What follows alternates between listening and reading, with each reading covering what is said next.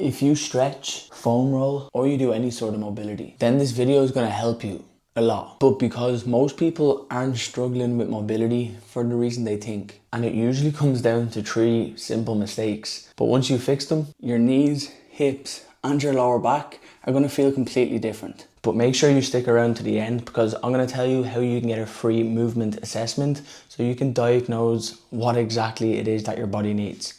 Number 1 is you treat your mobility training like passive stretching. And don't get me wrong, passive stretching can feel nice, especially at the end of your sessions when you're doing it like a cool down. But if you want to see real changes with your mobility, you need to be active with your stretching. So let's go through the difference between passive mobility and active mobility. Using this pigeon position as an example, if we were stretching passively, it might look like this. You might just let gravity do its work and allow your body just to come down to a position that it's able to handle, that isn't too tough.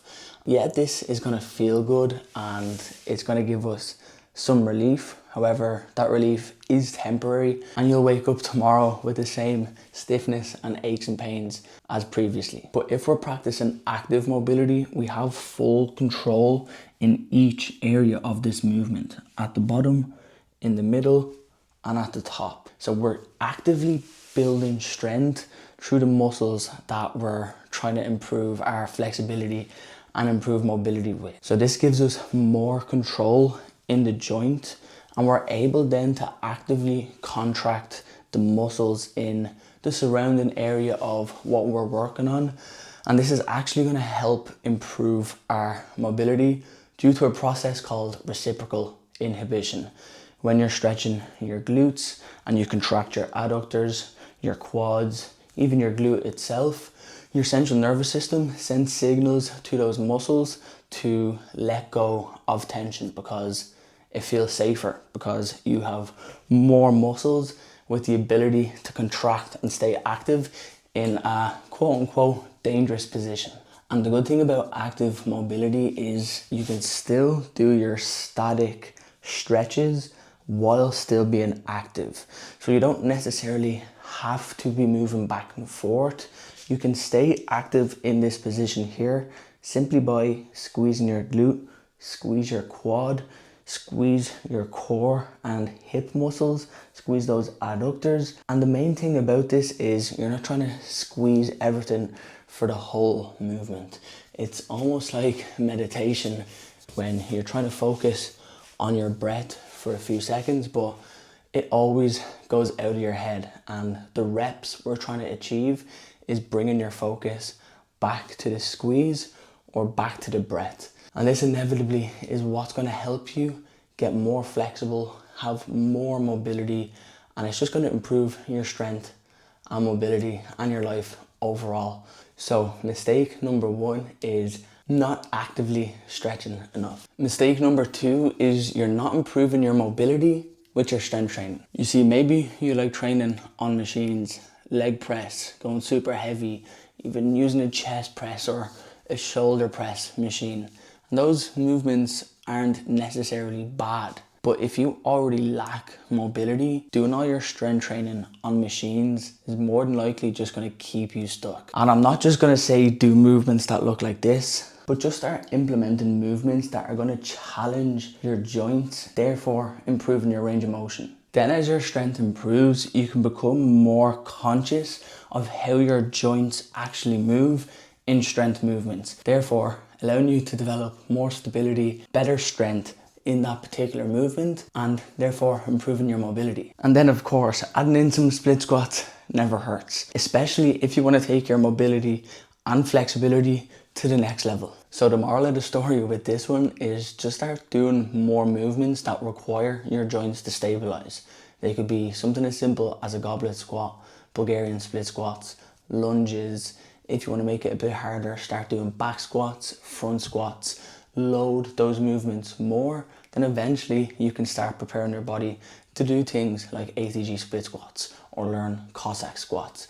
Our main focus is improving quality of movement over quantity, repetitions, or weight. Okay, let's go on to number 3. If number 3 affects you, more than likely, you're gonna end up like this guy with tears in your eyes. Because I know you're doing all the work, you're seeing the movements myself and others post online, you're following the exercises, but you're not seeing the results that you're promised.